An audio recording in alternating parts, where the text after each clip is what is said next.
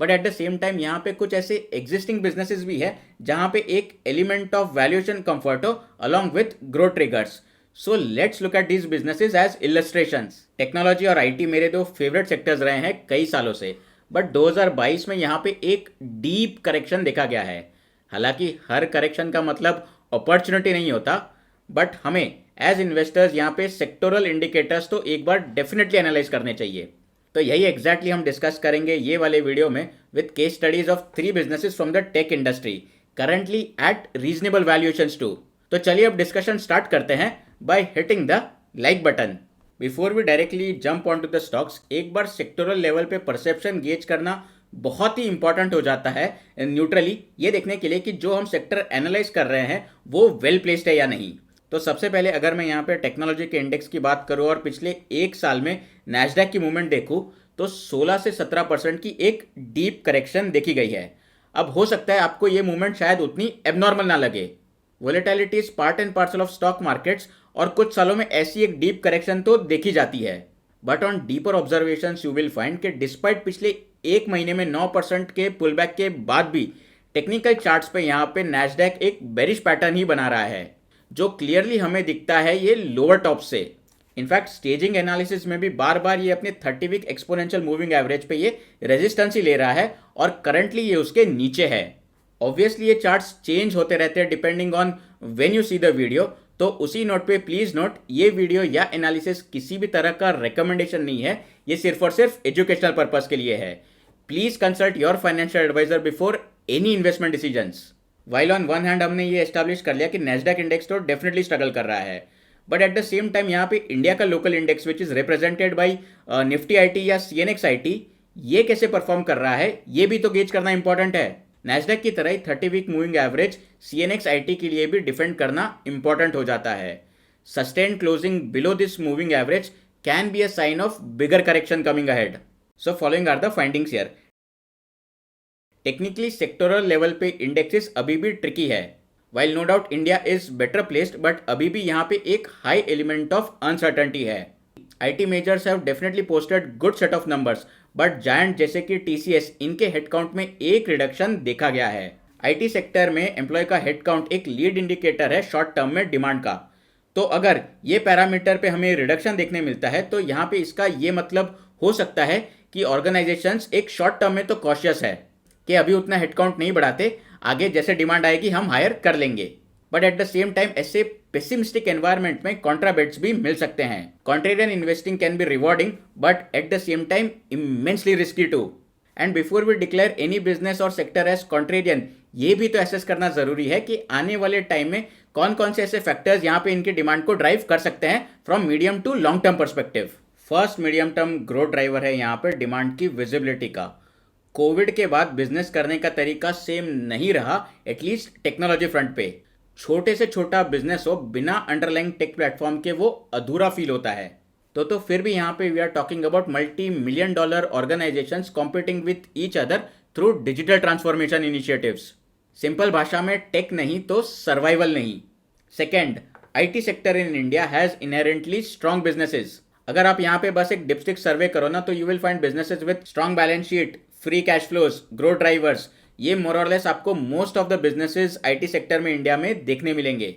No doubt it is one of the promising sectors and easy to understand as well, और at least I think so.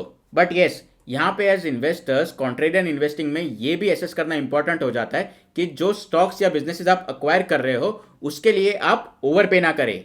Growth तो important है ही, पर सही मूल्यांकन या वैल्यूएशंस पे. ये अप्रोच को ग्रोथ एट रीजनेबल प्राइसेस ये टेक्निक भी कहते हैं.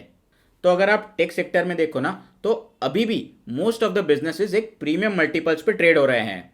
फॉर इंस्टेंस आप ER&D में टाटा एलेक्सी की बात कर लो तो इसका प्राइस अर्निंग मल्टीपल 60 टाइम्स है. KPIT और हैप्पीएस्ट माइंड्स भी मोर और लेस उसी मल्टीपल्स के अराउंड है. हो सकता है ER&D को एक ग्रोइंग सब सेगमेंट माना जाता है टेक्नोलॉजी का, इसीलिए ये फर्म्स प्रीमियम मल्टीपल्स कमांड करती हो. बट अगर मैं IT सर्विसेज की भी बात करूं, फॉर इंस्टेंस LTI माइंट्री, तो ये करंटली ट्रेड हो रहा है 35 टाइम्स प्राइस अर्निंग मल्टीपल्स पे. Persistent systems is at 39 times, Coforge is at 33 times price earning multiples. तो ये मल्टीपल्स दोनों ही ER&D और IT सर्विसेज के कंपनीज के पर्सनली तो मुझे एक हायर एंड पे लगते हैं. But at the same time यहाँ पे कुछ ऐसे एग्जिस्टिंग बिजनेसेस भी है जहाँ पे एक एलिमेंट ऑफ वैल्यूएशन कंफर्ट हो along with growth triggers. So let's look at these businesses as illustrations. पहला स्टॉक जो हम डिस्कस करेंगे वो एक लार्ज कैप है. नो डाउट वीडियो में हम जैसे जैसे आगे बढ़ेंगे हम स्मॉल कैप्स की भी बात करेंगे, but for now let's discuss about HCL technologies. HCL technologies एक इंटरेस्टिंग बिजनेस है IT सर्विसेज की स्पेस में, बट यहाँ पे इनका एक सेगमेंट ER&D या इंजीनियरिंग रिसर्च एंड डेवलपमेंट का भी है. इन्होंने रिसेंटली अपने Q3 के रिजल्ट्स भी डिक्लेयर किए हैं जो काफ़ी प्रॉमिसिंग रहे हैं.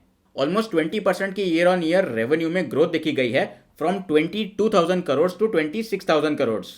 नेट इनकम भी बढ़ी है फ्रॉम 3,400 टू 4,000 करोड़ और वो भी इंप्रूविंग मार्जिन के साथ from 14 to 15%, which is a big plus.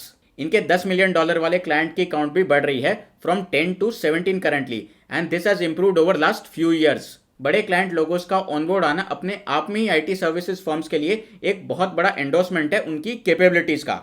Interestingly इनका around 16% of the revenues ER&D के डिवीजन से आता है. Tata Alexei, Happiest Minds, LTTS ये कुछ दूसरी फर्म्स है जो ER&D सर्विसेज देती है. सिंपल सी लैंग्वेज में ER&D सर्विसेज वो इंजीनियरिंग सर्विसेज होती है जो प्रोडक्ट को टेक्नोलॉजी से इंटीग्रेट करके एनेबल करने का काम करती है.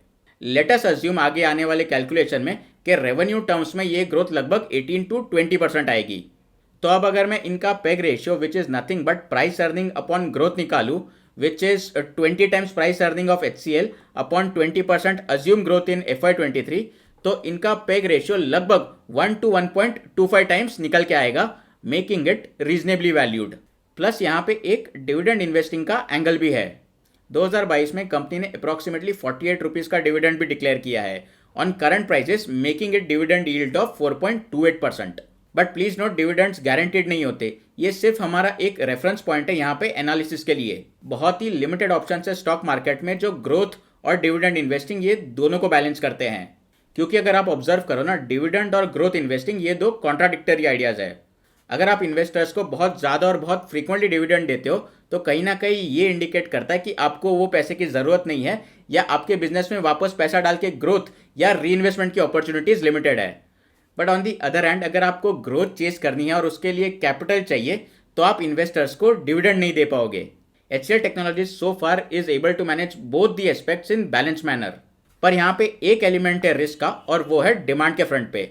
हो सकता है आने वाले कुछ क्वार्टर एटलीस्ट डिमांड फ्रंट पे IT इंडस्ट्री के लिए टफ या चैलेंजिंग हो, and this is something as investors we should be aware about. Second company जो हम यहाँ पे डिस्कस करेंगे वो एक स्मॉल कैप कंपनी है Pune based from the CK Birla group by the name of Birlasoft. पिछले एक साल में इंसिडेंटली यहाँ पे 32% करेक्शन देखा गया है एंड करंटली इसके जो वैल्यूएशंस है या प्राइस अर्निंग मल्टीपल्स है वो 16 to 17 टाइम्स है. So Birlasoft is mainly traditional IT services company with offering in the areas of ERP या एंटरप्राइज रिसोर्स प्लानिंग, जहाँ से इनका 40% रेवेन्यू आता है. हाई ग्रोथ या इमर्जिंग एरियाज जैसे कि cloud, analytics, CRM, basically digital transformation के एरियाज, यहाँ से इनके 20% रेवेन्यूज आते हैं. रिसेंटली यहाँ पे एक लीडरशिप चेंज भी देखा गया है with mister Angan Guha, who has been previously with Wipro for 29 years, has joined Birlasoft as CEO and MD. तो आने वाले टाइम में यहाँ पे अब ये ऑब्जर्व करना इंटरेस्टिंग हो जाएगा कि अंडर हिज लीडरशिप फ्यूचर में ग्रोथ के लिए ये ऑर्गेनाइजेशन कैसे नेविगेट करता है. मुझे यहाँ पे इनके प्रीवियस कॉन कॉल में एक बात बहुत अच्छी लगी कि मैनेजमेंट ने अपफ्रंट होकर ही बता दिया कि उनके जो सब्सिक्वेंट क्लाइंट्स है वो प्रोजेक्ट देने में थोड़े से कॉशियस है और ये इंडिकेट करता है कि डिमांड फ्रंट पे थोड़े से शॉर्ट टर्म में चैलेंजेस रह सकते हैं. ऐसे कॉशियस अप्रोच से तो सबसे पहले ना इन्वेस्टर्स की अनरियलिस्टिक एक्सपेक्टेशन सेट नहीं होती, और अगर फ्यूचर में कोई भी क्वार्टरली रिजल्ट्स में पॉजिटिव सरप्राइजेस आते हैं तो वो वेरी वेल रिसीव होते हैं. मैनेजमेंट ने FY23 में डबल डिजिट ग्रोथ के लिए गाइड भी किया है, तो उस हिसाब से अगर मैं इनका पेग रेशियो निकालूं, अज्यूमिंग के चल 12% की ग्रोथ होगी यहाँ पे, तो इनका पेग रेशियो लगभग 1.5 टाइम्स आएगा, which is nothing but 17 times price earning ratio upon 12% growth. अभी तक as I am recording this video इनके Q3 के रिजल्ट्स और मैनेजमेंट की कमेंट्री अवेलेबल नहीं है, but once the results are out हमारे डीप डाइव मेंबर सेक्शन में यहाँ पे मैं एक डेडिकेटेड इस पे ब्लॉग करूंगा इनके Q3 के नंबर्स पे. हमने बिरलासॉफ्ट को एक बार ऑलरेडी लास्ट मई में कवर किया हुआ है फ्रॉम द फंडामेंटल पर्सपेक्टिव. इसके साथ साथ हर महीने हम एक डेडिकेटेड डिटेल्ड वीडियो भी बनाते हैं इंटरेस्टिंग बिजनेसेस पे, जिसे हम डीप डाइव एनालिसिस कहते हैं. अभी तक हमने ऐसे 9 बिजनेसेस कवर किए हैं. फॉर एग्जाम्पल हमने कवर किया है अभी तक एक रिन्यूएबल्स माइक्रो कैप से, एक small cap bank, couple of proxies to India's growth या जीडीपी। तो ये सब आप देख सकते हो मेरे चैनल पे ज्वाइन बटन पे क्लिक करके and opting for deep dive memberships. अब अगर मैं बात वापस बिरला सॉफ्ट की करूँ और इसे रिस्क के पर्सपेक्टिव से एनालाइज करूँ, तो फर्स्ट यहाँ पे एक सोर्स ऑफ रिस्क तो आईटी सेक्टर में डिमांड का है ही। एट द सेम टाइम एक और सोर्स ऑफ रिस्क है थ्रू लीडरशिप चेंज।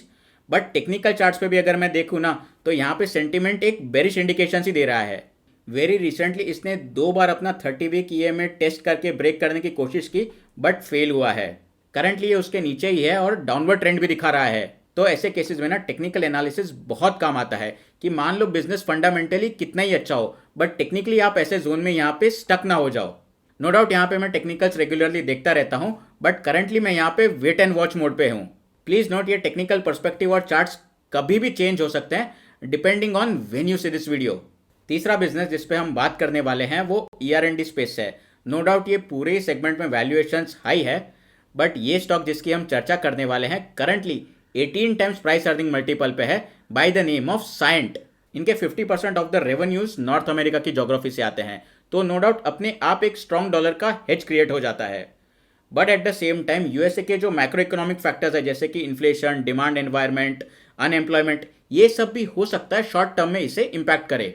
एक अगर ऑब्जर्वेशन आप इनके बिजनेस मॉडल में करो ना, तो अराउंड 30% से ज़्यादा इनके रेवेन्यूज एरोस्पेस और डिफेंस के वर्टिकल से आते हैं। 2019 से लेकर 2022 तक सेल्स इनके मोर और लेस फ्लैट ही रहे हैं। प्रॉफिट में भी कुछ ऐसी आउटस्टैंडिंग ग्रोथ देखने नहीं मिली, और इसकी मेन रीजन यहाँ पे प्रेशर रहा है on airline and travel industry, जो इनका एक बहुत बड़ा और प्रोमिनेंट वर्टिकल है। But these headwinds are changing fast now with travel and economy opening up after COVID. ये क्वार्टर में इनके रेवेन्यूज 30% से बढ़े year on year with improvement in both EBITDA and PAT margins. यहाँ पे इनके बिजनेस मॉडल में दूसरे भी वर्टिकल्स में ग्रोथ की ऑप्शनलिटीज है, जैसे कि rail, communication, energy, semiconductors etcetera.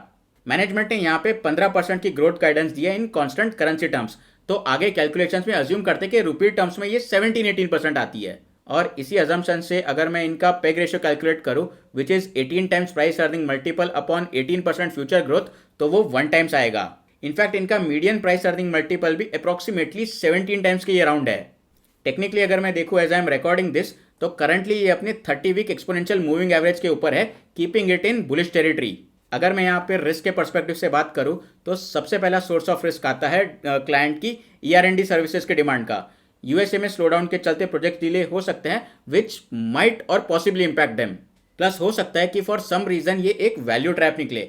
Currently ये 18 टाइम्स प्राइस अर्निंग मल्टीपल पे ट्रेड हो रहा है। तो ऐसी क्या रीजन है कि इनके पीयर्स जैसे कि LTTS, Tata Alexei, Happiest Minds, KPIT, इनको मार्केट हायर मल्टीपल्स दे रहा है।